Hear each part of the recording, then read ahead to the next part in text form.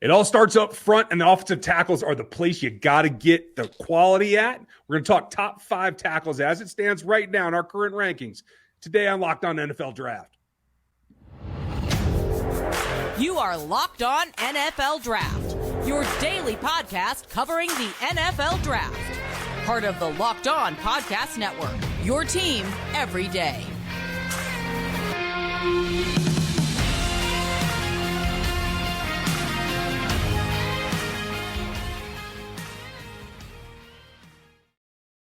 Welcome to another episode of the Locked On NFL Draft Show. I'm your host, former NFL and AFL defensive back, Eric Crocker. And of course, as always, I'm joined by my co-host, Ryan Tracy from Locked On Chiefs and Rogue Analytics. You can also find them on Twitter at Ryan Tracy NFL. You can find me on Twitter at Eric_Crocker. We want to thank you for making us your first listen every day, and also let you know that today's episode is brought to you by PrizePicks. PrizePicks is a daily fantasy made easy. Pick 2 to 5 players, and if they score more or less than their PrizePicks projections, you can win up to 10 times your money on your entry. First-time users can receive a 100% instant deposit match of up to $100 while using the promo code Locked On. That's PrizePicks.com, promo code Locked On.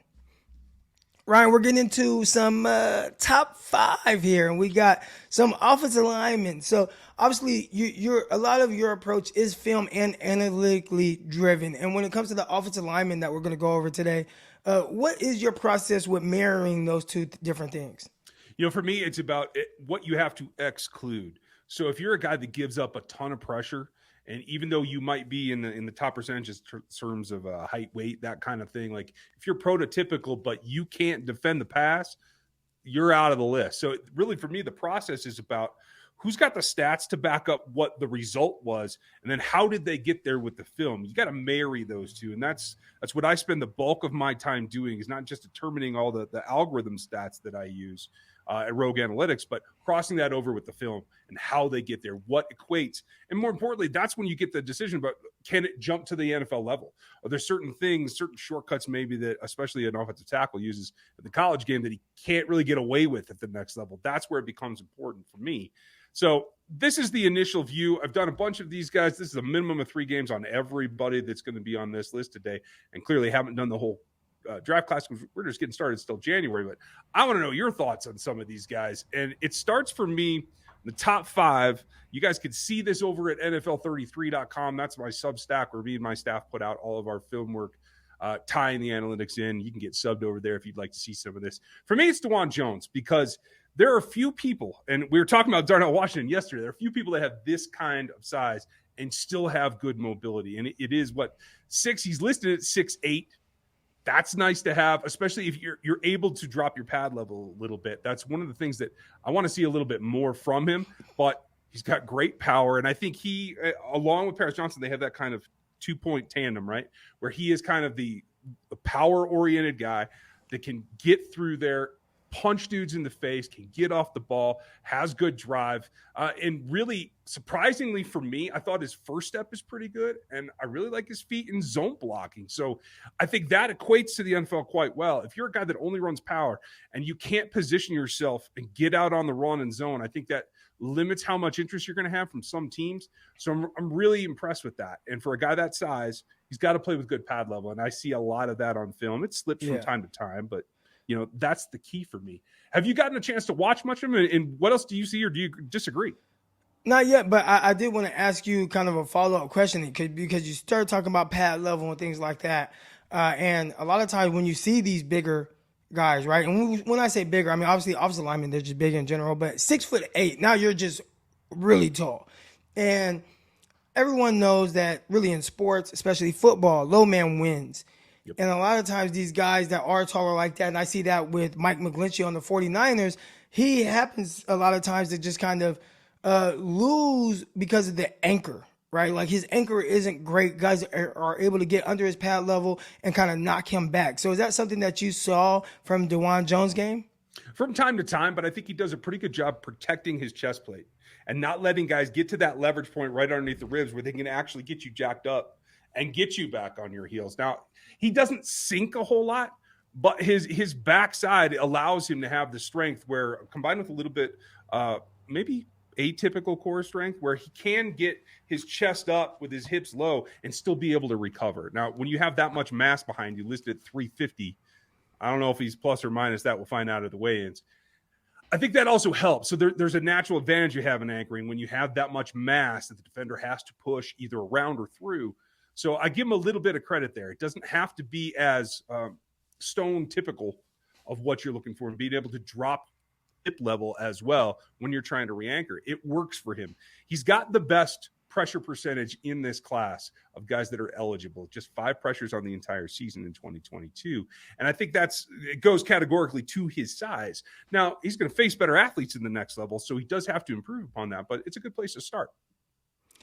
If you're watching on YouTube right now, we kind of just have a graphic up so you can kind of see the guys' names and their height, 6'8", 315, and some of the things that he has, just some initial thoughts on, DeJuan Jones and some of these other guys that will be coming up next. So we are about to have his number 4 guys and number 3 guy coming up. But today's episode of Locked On NFL Draft is brought to you by the Ultimate Football Gym. And you've heard us talk about this on the mobile app, and I can't tell you how much fun it is. We've been competing against other hosts as well as Chris Carter from Locked On Steelers, but now it is your turn. Have you ever dreamed about becoming the NFL GM and managing your own football franchise? Well, if you have, your dream can come true, and this game is definitely for you. You'll manage every strategic aspect of your team, play through seasons, and lead your team to glory trying to build a dynasty. All right, with the Ultimate Football GM, you are responsible for controlling the destiny of your franchise by hiring your right coaches and coordinators, trading players, navigating your franchise through the free agency and the draft, and all the ups and downs that come with an actual season. All right, so all this in a challenging and realistic game, and we've all been there. I grew up wanting to be a GM, and we all have these teams that we're fans of or that we root for. You talk about the things that you would do or who you would draft. You get the chance to do that here. We've created a Locked On League for you to compete against Locked On fans all over the world. You can be the ultimate Locked On Football GM. Choose the Locked On League in the app and join. You can create a football dynasty by doing this. All right. The Locked On NFL Draft listeners get a 100% free boost on their franchise when using the promo code Locked On. That is Locked On in all caps in the gaming store. All right, that's Locked On in all caps. So make sure you check it out today. To download the game, just visit ultimate-gm.com or look it up on the app stores. All right, that's ultimate-gm.com. Ultimate Football GM. Start your dynasty today. All right, guys, we want to thank you for making Locked On NFL Draft your first listen of the day. And also, guys, you got to subscribe to the NFL podcast and get daily conversations on the biggest stories. All right, plus in-depth analysis on the biggest games with NFL key predictions every Friday and Monday. So, as you know, there's a game going on tonight, this evening. You had games that just passed. You had the Dallas Cowboys and Tampa Bay Buccaneers. This is the spot that you want to go to so you get the up-to-date analysis on the local experts. All right, Locked On NFL available on YouTube and wherever you get your podcast. All right, Ryan, we're back at it. We got number 4, and it looks like it's Anton Harrison, the big tackle out of Oklahoma, 6'5", 315 pounds. What are some things that you like about him? His length is obviously his biggest thing. He has that in spades. He's not the 6'8", listed at 6'5", even at 315, but it is the fact that he's got good length from shoulder to hand. He uses that punch pretty well. He can control and has decent hand strength when he is engaged, but it's his feet as well. He's got a pretty smooth kick. You can see here how this frame actually ends. He's got good extension. Not, again, like we talked with DeJuan Jones, not necessarily dropping his pad level, his center of gravity down, but he has good control there to re-anchor once he stepped back. And I feel he's more of a finesse blocker, but he does get it done. He gets to the second level in the run game. He can reach block pretty well, at least over a gap. I don't want to ask him to do 2 gaps, but you can get into that later. And then really the key here is that he is able to kick out against the wide 9, and that's a big plus for me. Do you want more power from him? Sure. Do you want him to come off the ball with a little bit more explosion? I would.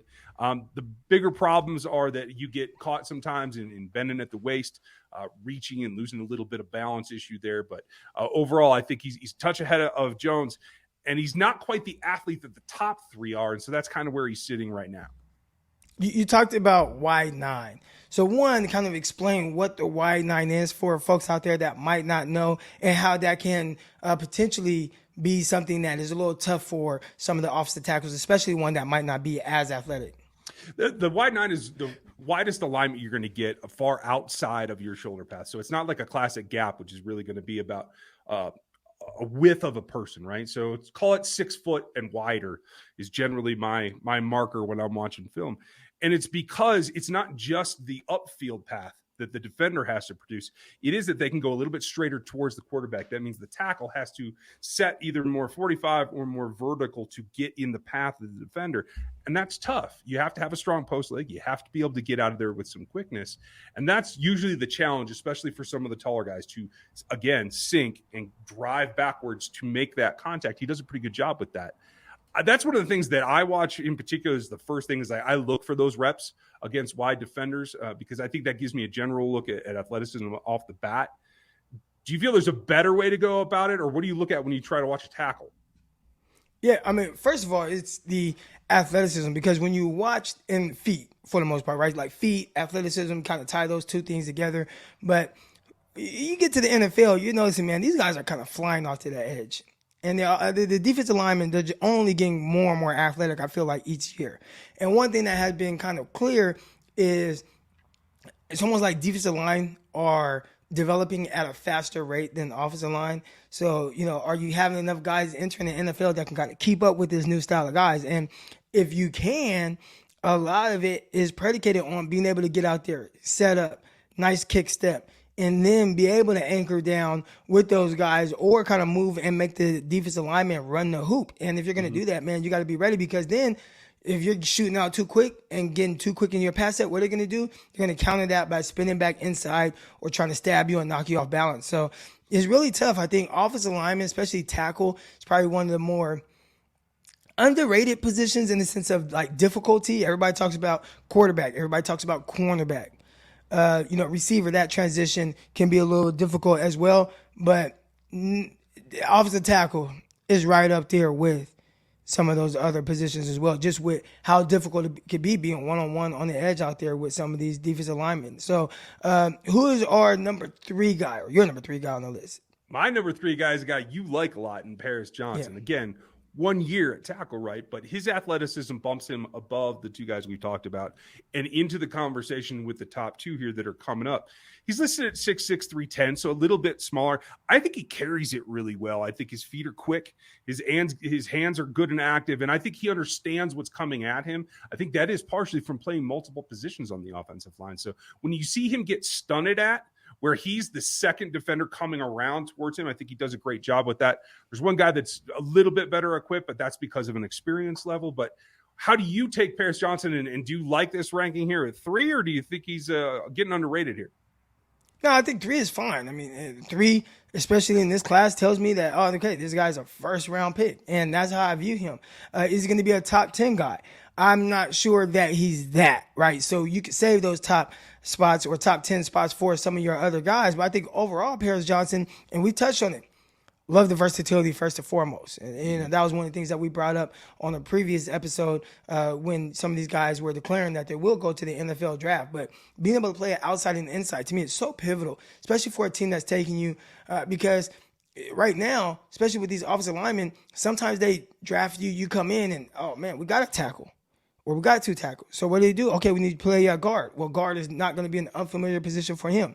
And then he has that ability to be able to play on the outside, slide out there, and be a long-term starter at the tackle spot. So obviously this is a guy that I really like. But when we come back, I'm curious to see who are your top 2 guys. Who hold that spot? All right, we're going to talk about that coming up next. But the championship rounds of the NFL are here, and we are excited about the new sports betting partner for the Locked On Network because they are the number 1 sports book in America. That's right, America. FanDuel, of course, you knew that already. And if you are new to FanDuel, that's even better.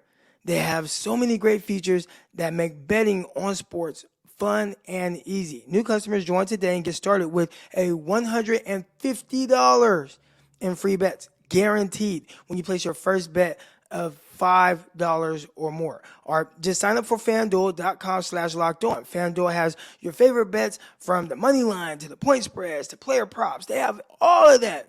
All right, plus you can even combine your bets for a chance at a bigger payout with the same game parlay. That's a lot of fun as well. All right, so this is all on the app that's safe, secure, and super easy for you to use. So football fans, don't miss out on this.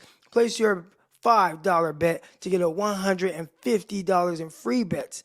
It's only at FanDuel, guys. Win or lose. FanDuel.com/LockedOn. Make every moment with FanDuel, official sportsbook partner of the NFL. All right, here we go. We're getting down to the nitty gritty. We got the top two guys. So at 2, who do we got? It comes down to athleticism for both of them. And like you see in the league, guys like Eric Fisher was a 1-1, right? Lane Johnson is all pro this year. I don't even know how old he is, but athleticism rings through. And the top two guys are basing their games on their athleticism. Number 2 for me is Skoronski. On film, I have these guys at a literal tie in my system. So you had to go to the stats a little bit, and you have to go to the projection a little bit even more, because what Skoronski brings you is the experience and the understanding. He is a technician, and he's got it down. He understands where threats are coming from.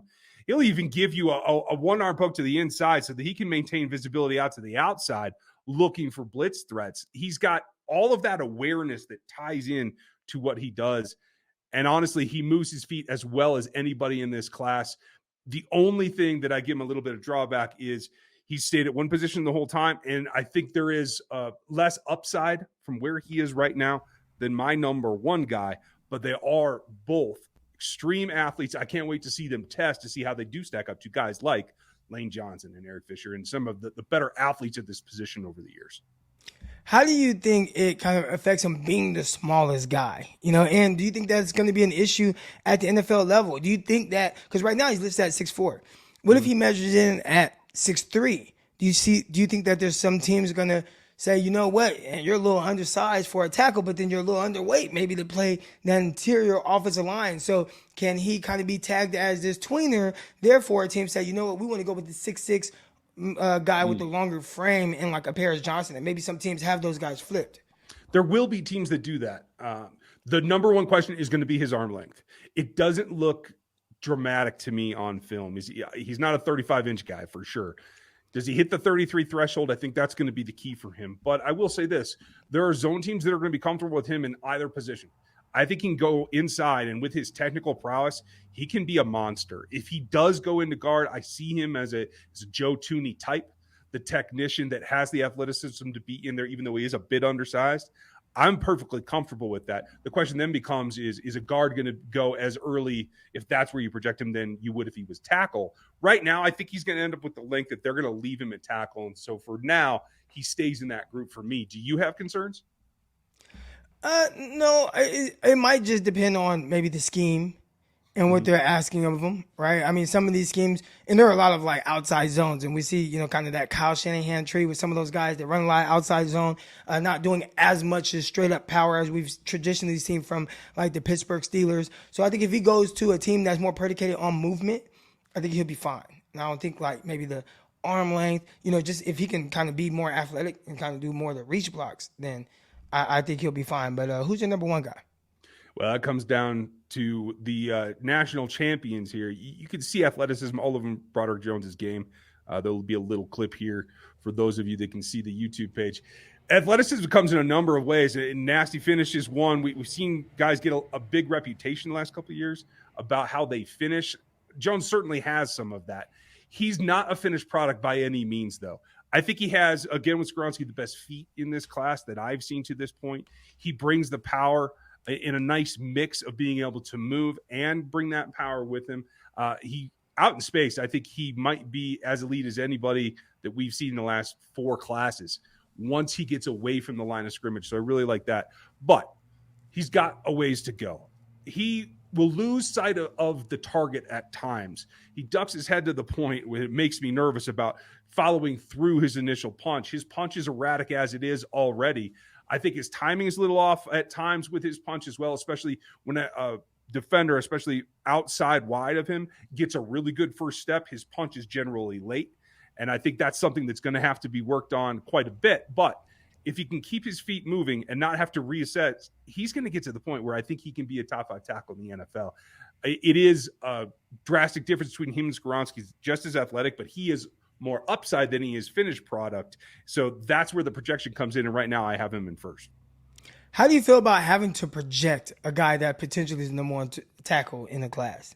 Because that sounds a little right? It sounds a little risky, right? And I mean, at the end of the day, the draft overall is a crapshoot. You can identify a guy, you don't know 100% who's going to be the safe guy or whatever it is. But a guy like Broderick Jones, man, you look at that size, 6'5", 320 pounds. He's going to be looking like that guy that has everything put together between the size and the ability. You talked about some of that athleticism that he has as well, but still a little raw in the technique. Do you think that's something that teams might shy away from because of that? Some teams might. But again, I go back to the concept. When you have the athleticism, you have that to rely on. Will it take a little bit of time? It took Fisher a couple of years to get competent. I would argue that it took Lane Johnson even a season or two to get competent with all the technical minutia that he had to go through. So I feel more comfortable making that projection than some others. And I agree with you. Like it's always a tricky road to go down when you have to project that much. But if he walked in the league at this level right now, I feel that he's a competent starter on half the teams in the league. And that for me is enough to be comfortable putting him at 1. Awesome, man. This was fun. We're going to get into the defensive line next. On the next episode, do you want to start kind of rattling off some of our top 5s, where we're at right now with our projections?